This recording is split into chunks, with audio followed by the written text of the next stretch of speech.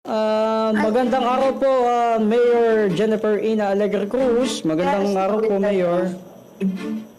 Mayor, kumusta po? Araw. Mayor, magandang araw po. Si Jay po to, si Francis. Medyo mahina ang signal. Apo, Okay, malakas naman po kayo, Mayor, at Naririnig po namin kayo. napapakinggan na. Pwede na po. Kumusta po dyan, Mayor? Yes po. Kumusta po dyan sa Mindoro, Mayor? Okay naman, bumaba yung signal ng bagyo. So far, right now medyo ulan-ulan ng konti, maliit-liit lang na ulan, papatak-patak. Pero at least handa naman tayo para kung ano mangyari man sa bagyo. Kung meron man, ano. Pero mukhang tumataliwas na yung bagyo dito sa Bayan ng Bola. Pero ready na rin po kayo in case na magkaroon ng calamity o sakaling Ready naman po tayo. maligaw dyan sa inyong lugar. Yes po, yes po. Okay, Mayor, malaki pong karangalan ng GKRS na kayo ay makasama at mapakinggan ng buong Pilipinas, sa buong nakikinig. Lalo-lalo na ng palatuntunan na GKRS na milyon-milyon yung subscriber.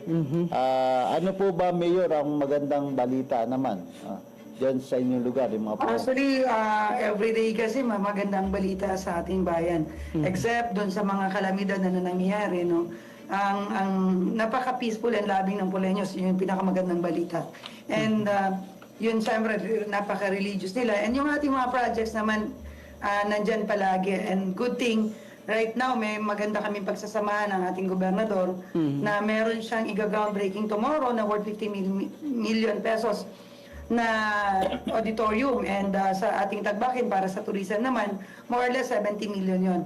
At thankful tayo sa ating gobernador at lalo na sa mga Poleños na naniwala sa ating kakayanan. Hindi natin yan tinatawaran yung mga Poleños, sila talaga yung nagpo-push kung para mas mapaganda ang Pola. Ako, naging instrument lang ako ng mga Poleños para mas magawa at mas mapabuti yung ating kalagayan. Mayor, kumusta po? Ito pong ating may mga pinapagawa pong kalsada po dyan sa Pola. Kausap natin day before yesterday and yesterday, yung gumagawa ng mga drainage canal, nagreklamo nga tayo sa provincial kasi under ng provincial government ito. Pinaayos natin na kailangan matapos as soon as possible. Kasi hindi pwedeng matagal yung gawaan. At yung ating tulay naman, yung ating LGBTQIA+ na tulay, ay more or less matatapos ito February or January, no? Hopefully, at panay nga reklamo natin bilang punong bayan na hindi pwedeng patagalin yung mga proyekto na pinapagawa ng national government. At pondo kasi ng ating national government ito, tayo lang naman ang beneficiaries.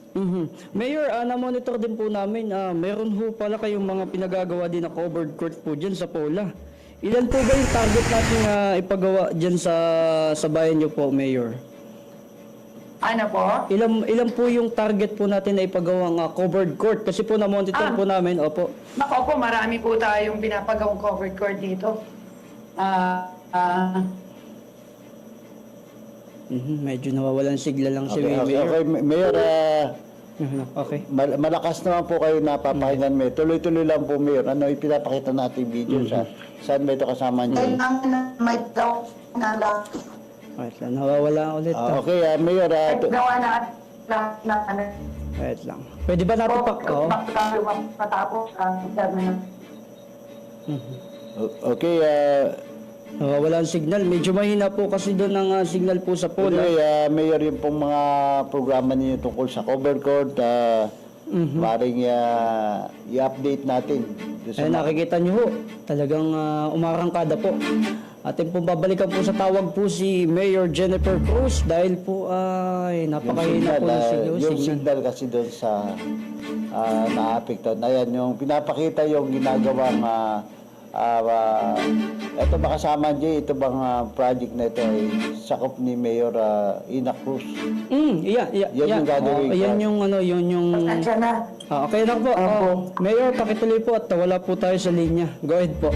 Kumusta po Oo nga yung... po, yun. So lahat po naman natin ginagawa ay para sa mga Poleños, and gusto natin dapat gusto po natin kasi bago ako umalis sa punong bayan ay matapos na ang lahat ng mga ginagawa natin. Kung di man lahat, pero at least malesen yung problema sa bayan. Ilan po ba mayor ang barangay at population sa inyo, sa Pola, bayan ng Pola? So 45,000 po. Okay, ang dami pala, no? At meron na po bang mga kakulangan pa na dapat ihingi ninyo sa PCSO sapagkat para po ang PCSO ngayon ay masyadong maluwag na sa mga pagtulong sa mga Yes po. ambulansya po. Kumusta po ang ambulansya ninyo? Right now, binigyan na po tayo ng ambulance ng PCSO. Ayos. Nakakaabot naman po sa iba't ibang mga barangay. Ayun po ba lugar niyo, Mayor? Kumusta yung mga karsada? Farm to Market Road, So far po, yung ating mga FMR, okay naman po. Okay. Mayor, ito po at mayroon po kami nakita din na ito po ay pwede niyo po ba pakipaliwanag din po sa amin itong mga nakita pong langis sa baybayin dagat po diyan sa Pola ng ating mga residente po. Opo. Kasi alam mo yan, connected pa rin yan doon sa anong tawag doon sa lumabang na barko. Oil no? spill, Pero syempre alam naman natin na medyo matagal talaga yan. Hindi agad po naalis sa Mayor. Opo. Meron ay pong mission na ginagawa ng inyong pamahalan diyan sa nabalitang meron pa rin mga natitirang mga langis. May mga ginagawa naman po tayo na anong tawag dyan? Yun mga pang-insurgency natin. Meron naman tayong quick response fund pa rin doon. So marami tayong mga yun yung mga magdaragat, no? Yung bantay dagat natin.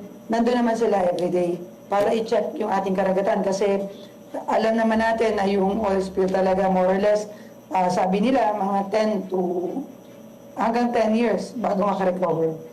Na-identified po ba yung company o tumulong naman sa inyong bayan itong kumpanyang ito? Sapagkat Wala po. hindi po tumulong. Tayo, may event. Happy birthday, Mayora. Event. Opo, at Opo. nakita po namin yung Thankful ako greeting po sa inyo ni GRS. Pangulo Opo, Marcos. Maraming salamat sa lahat po ng nakikinig at nanonood ng inyong programa. Maraming salamat sa pagpapakita ng suporta sa aming bayan. Dahil kung wala naman po kayo, hindi rin po makikita yung aming ginagawang kabutihan para sa aming mamamayan. Okay. So sa inyo po, God bless. Hopefully, magkita tayo soon dito sa bayan ng Pola. At sana po maayos ang bayan at maayos mas progressive ang Pola po sa 2026. Maraming salamat po, Mayor Thank you Jennifer po. Cruz. Salamat po, mabuhay po kayo. Niyo po napakinggan ang papanayam natin sa kay Mayor Gayna Alegre ng Pola Oriental Mindoro. Maraming salamat at good luck po sa lahat ng mga taga Mindoro na patuloy nating tinututukan din ang mga kalagayan, mabubuting balita at mga issue ng mga panawagan ng ating mga kababayan. Patuloy po kayong nanonood at text line natin kasama Jay. Ngayon po, sa mga nais magpadala ng mensahe, nakabukas po ang aming text line 0927-634-3005. Ayan po ang oras po natin na alas 11:45 po ng umaga. Patuloy po tayo. Tuloy-tuloy lang po tayong tumutok.